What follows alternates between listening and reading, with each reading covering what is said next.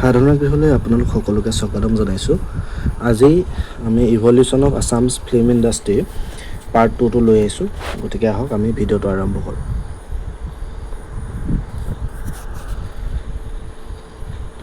1934 প্ৰমথেশ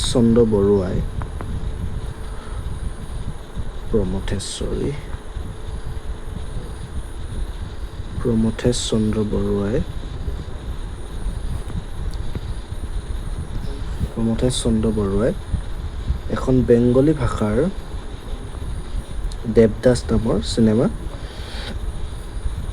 বনাইছিলে আৰু এওঁৱে হৈছে first Assamese director.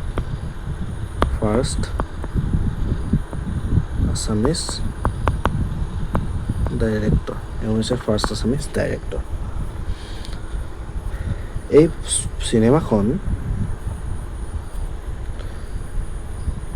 30 March 1935ত release হৈছিল। চিনেমাখন ৰিলিজ হওঁতে 38 মাৰ্চ জয়মতী যেতিয়া ৰিলিজ হৈছে তাৰ পাছত ৰিলিজ হৈছিলে। কিন্তু এইটো এটা কণ্ট্ৰভাৰ্চিয়েল। মোৰ মতে যেতিয়া ৰিলিজ হয় তেতিয়াহে ডাইৰেক্টৰজনৰ নাম ৰিভিল হ'ব লাগে, হয়নে? যেনেকৈ জ্যোতিপ্ৰসাদ আগৰৱালাৰ জয়মতীখন ইয়াৰ আগতে ৰিলিজ হৈ গৈছিলে। গতিকে জ্যোতিপ্ৰসাদ আগৰৱালাহে প্ৰথম ডাইৰেক্টৰ হ'ব লাগে মোৰ মতে। তাৰপিছত 1936ত এখন হিন্দীত ৰিমেক কৰা হৈছিলে দেৱদাসখন। 1937ত আছামিজৰ ৰিমেক কৰা হৈছিলে এখন। যোনখন বেংগলী দেৱদাস আছিলে তাতে বেংগলী দেৱদাসৰ লিড ৰোল মানে দেৱদাস যোনটো চৰিত্ৰ আছিলে সেইটো চৰিত্ৰত কোনে অভিনয় কৰিছিলে? তেওঁ সেয়ে অভিনয় কৰিছিলে, আপোনাৰ কি প্ৰমথেশ বৰুৱাই অভিনয় কৰিছিলে। অসমীয়াখনত ফণী শৰ্মাই অভিনয় কৰিছিলে। আৰু গোটেইকেইখন 1935ৰ যোনখন আছিলে গোটেইকেইখন ডাইৰেক্ট কৰিছিলে কোনে? প্ৰমথেশ চন্দ্ৰ বৰুৱাই ডাইৰেক্ট কৰিছিলে। যোনখন দেৱদাস মুভি আছিলে এই দেৱদাস মুভিখন এখন নভেল ওপৰত আধাৰিত চিনেমা আছিলে। নভেলখন লিখিছিলে শৰৎ চন্দ্ৰ চট্টোপাধ্যায়।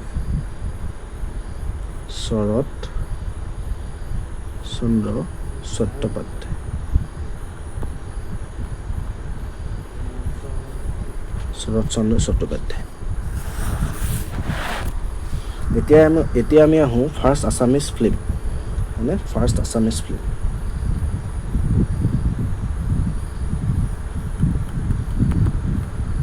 সেইখন হৈছে ফাৰ্ষ্ট আছামিজ ফিল্ম। সেইখন হৈছে জয়মতী। কোনে ডাইৰেক্ট কৰে? জ্যোতিপ্ৰসাদ আগৰৱালাই।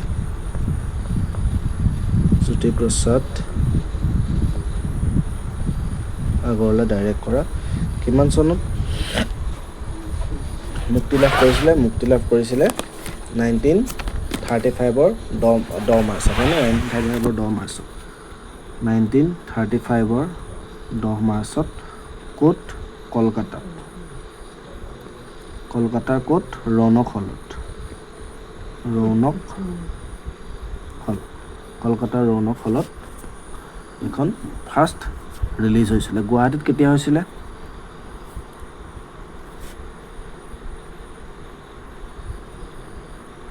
গুৱাহাটীত 20 মাৰ্চ 1935ত হৈছিলে। আৰু এখন ক'ত ৰিলিজ হৈছিলে? কুমাৰ ভাস্কৰ বৰ্মন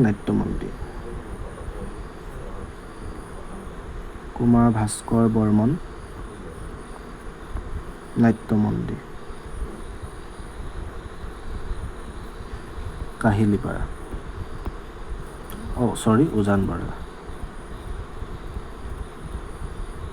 উজান বজাৰত আছিলে। তাৰপিছতে যোনখন জয়মতী মুভি আছিলে সেইখন এটা শ্বৰ্ট ষ্টৰী প্লেৰ ওপৰত আধাৰিত ছবি আছিলে। সেইটো হ'ল জয়মতী। 1915 চনত লিখা। কোনে লিখিছিলে এখন? লক্ষ্মীনাথ বেজবৰুৱা।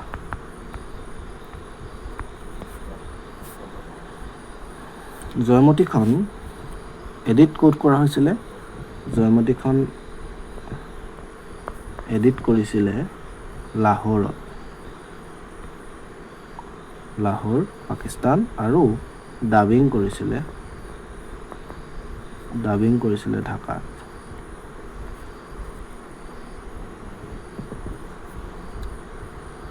জ্যোতিপ্ৰসাদ আগৰৱালাই ছবিখন বনোৱাৰ আগতে প্লেনিং কৰি 1934ত এটা ফিল্ম ষ্টুডিঅ' সাজিছিলে। 1934 এটা ফিল্ম ষ্টুডিঅ' সাজিছিলে। ক'ত সাজিছিলে? তেজপুৰত সাজিছিলে। তেজপুৰত এটা ফিল্ম ষ্টুডিঅ' সাজিছিলে, নাম আছিলে চিত্ৰবন। কাৰ কাষত ক'ত সাজিছিলে? এইটো ভোলাগুৰি টি ষ্টেটত। Bholaguri tea state.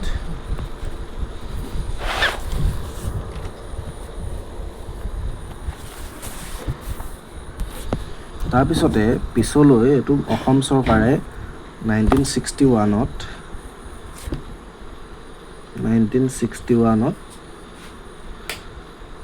কি কৰিলে?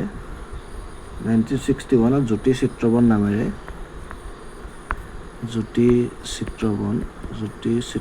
নামেৰে ক'ত সাজিলে? কাহিলীপাৰা এটা ষ্টুডিঅ' সাজিলে। আৰু এইটো ফাংচনিং হ'ল 1965 পৰা। ফাংচনিং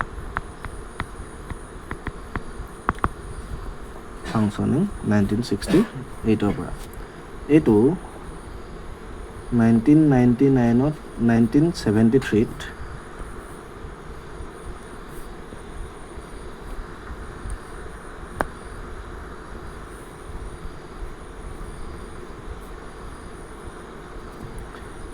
1973ত কি হ'ল? এটা গভ ৰেজিষ্টাৰ্ড ছ'চাইটি হৈ গ'ল। গভ ৰেজিষ্টাৰ্ড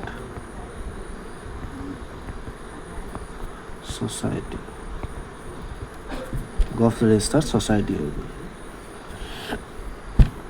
তাৰপিছতে এইটো 1999ত কি কৰিলে?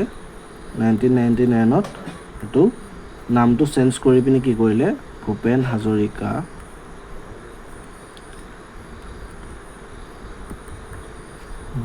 Hazarika regional government film and television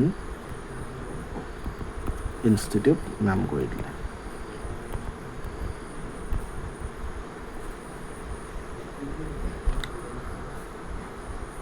ইয়াৰে জয়মতীৰ কাষ্টৰ কথা ক'বলৈ গ'লে, আমি কাষ্টৰ কথা যদি ক'বলৈ যাওঁ,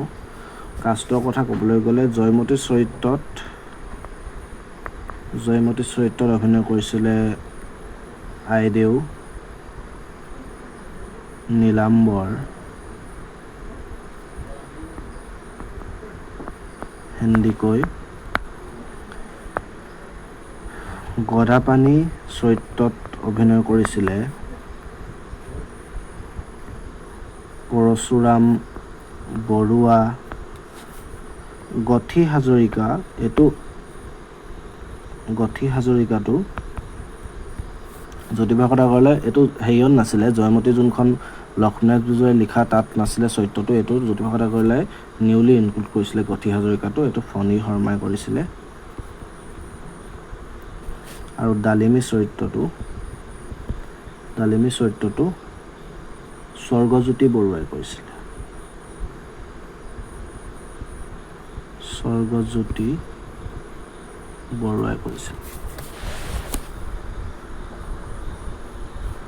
তাৰপিছতে ইন্দ্ৰমালতীখন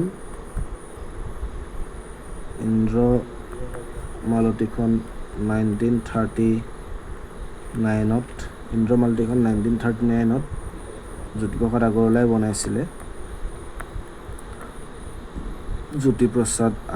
বনাইছিলে। এইখন এখন জয়মতীখন যিহেতু প্ৰথম অসমীয়া ফিল্ম আছিলে, এখন কমাৰ্চিয়েলি ছাকচেছ হোৱা নাছিলে। ইন্দ্ৰমালতীখন কমাৰ্চিয়েল ছাকচেছফুল হৈছিলে আৰু ইয়াতে প্লেবেক ছিংগাৰ হিচাপে ভূপেন হাজৰিকাই গান গাইছিলে।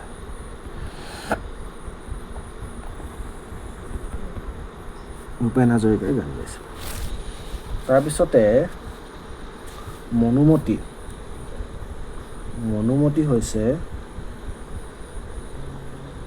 মনুমতীখন ৰোহিণী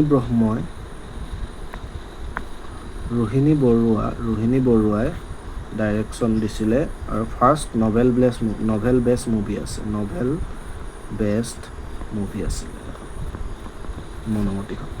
মনুমতী যোনখন নভেল আছিলে এই নভেলখন কোনে লিখিছিলে? ৰজনীকান্ত বৰদলৈ, হয়নে?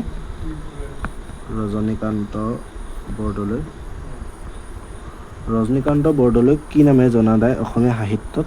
তোমালোকে কমেণ্ট কৰি জনাবা।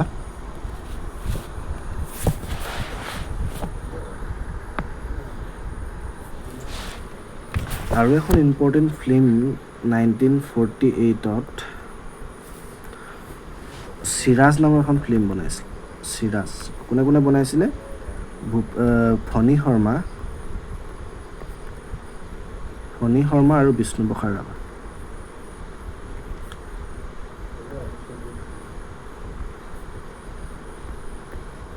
ফণী শৰ্মা আৰু বিষ্ণুপ্ৰসাদ ৰাভাই বনাইছিলে, হয়নে? 1948ত। ইয়াতে ভূপেন হাজৰিকাই 1988 ইমানেই ভাল হৈছিলে যে এইখন পিছত ভূপেন হাজৰিকাই একেই ফণী শৰ্মা নামেৰে, মানে ফণী শৰ্মাই আছে চিৰাজ নামেৰে আকৌ এখন এই ফিল্মখন ৰিমেক কৰিছিল। এই চিৰাজ যোনটো ষ্টৰি আছিলে এইটো লক্ষীধৰ শৰ্মাই লিখা আছিল। তাৰ আধাৰতে মানে এইটো বনাইছিল লক্ষীধৰ শৰ্মা।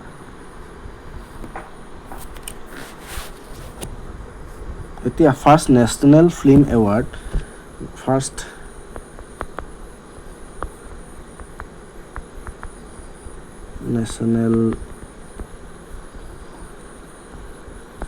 এৱাৰ্ড কোনে পাইছিলে? সেইখন পাইছিলে পিয়লি ফুকনৰ আধাৰত ৰচনা কৰা আছিলে। এইখন ডাইৰেক্টৰ আছিলে ফণী শৰ্মা, হয়নে? 1955ত এখন ৰিলিজ হৈছিলে। এখন কি পাইছিলে? Certificate of merit.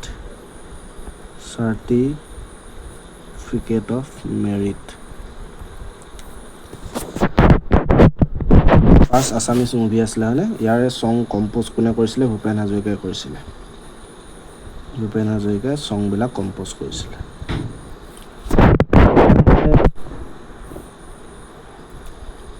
First movie যোনখনে কি পাইছিলে? প্ৰেচিডেণ্ট চিলভাৰ মেডেল পাইছিলে। প্ৰেচিডেণ্ট চিলভাৰ মেডেল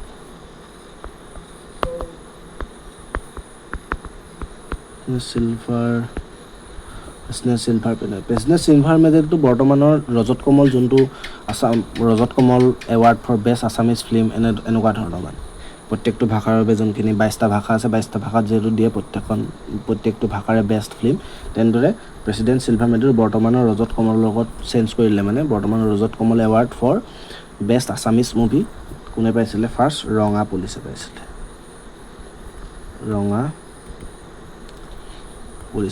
1958ত এখন ৰিলিজ হৈছিলে। এইটো কোনে কৰিছিলে? নিপ বৰুৱাই কৰিছিলে।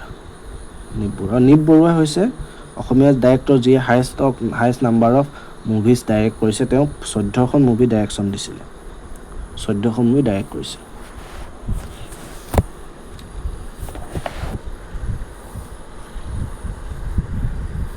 এতিয়া আমি ভূপেন হাজৰিকালৈ আহোঁ।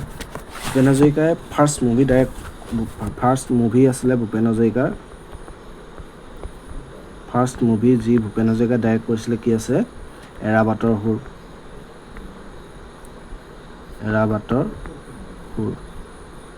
1956ত এইখন ৰিলিজ হৈছিল। তেওঁ 1993ত যিখন কল্পনা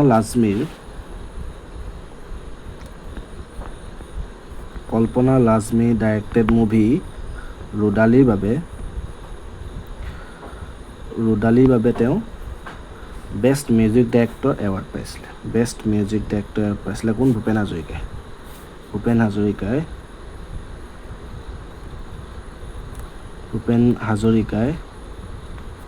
হাজৰিকাই বেষ্ট মিউজিক ডাইৰেক্টৰ এৱাৰ্ড পাইছিলে কি পাইছিলে বেষ্ট মিউজিক ডাইৰেক্টৰ এৱাৰ্ড পাইছিলে ক'ত পাইছিলে Asia Pacific international film festival হয়নে ক'ত পাইছিলে এছিয়া পেচিফিক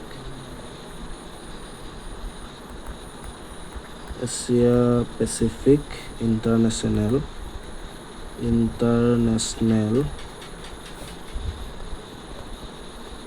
ফিল্ম ফেষ্টিভেল যোনটো হেল্ড হৈছিলে ক'ত অনুষ্ঠিত হৈছিলে ককৌকা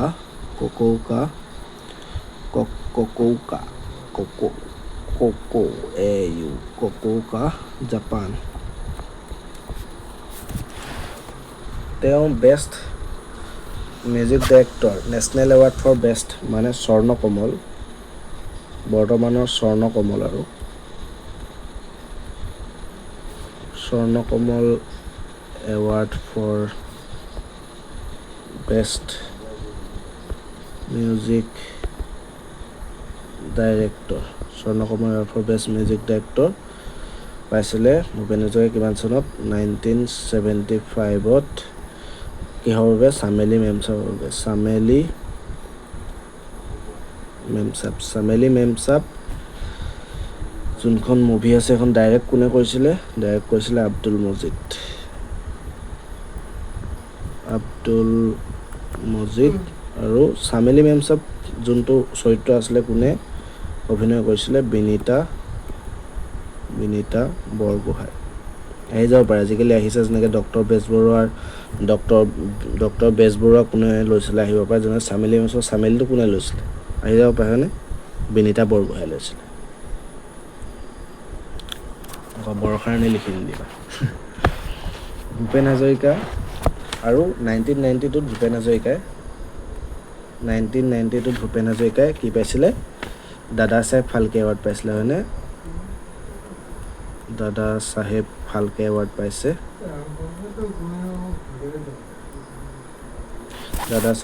এৱাৰ্ড পাইছে এওঁ হৈছে ফাৰ্ষ্ট আছামিজ যিয়ে দাদা চাহেব ফাল্কে এৱাৰ্ড পাইছে হয়নে তাৰপিছতে প্ৰথম অসমীয়া চিনেমা যিয়ে ৰিজনেল এৱাৰ্ড পাইছে মানে এটা regional film award national award ইয়াত গোটেইখিনি নেশ্যনেল ফিল্ম এৱাৰ্ডছৰ কথা কোৱা হৈছে ৰিজনেল ফিল্ম এৱাৰ্ড পাইছিলে কোনে পাইছিলে ডক্টৰ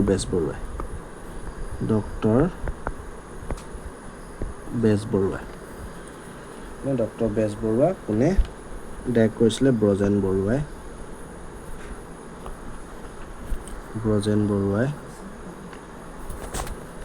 1969 হয় নে 1969 এইখন হৈছে ফাৰ্ষ্ট আছামিজ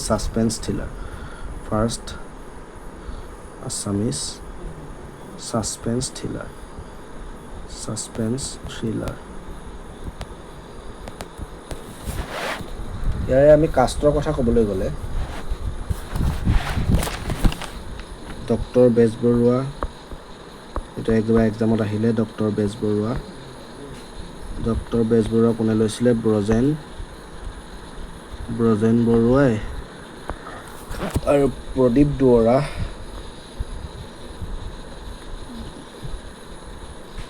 দুৱৰা লৈছিলে কোনে নিপন গোস্বামী আহি যাব পাৰে নিপন গোস্বামীটো যিহেতু অহা নাই অহাবাৰলৈ আহি যাব পাৰে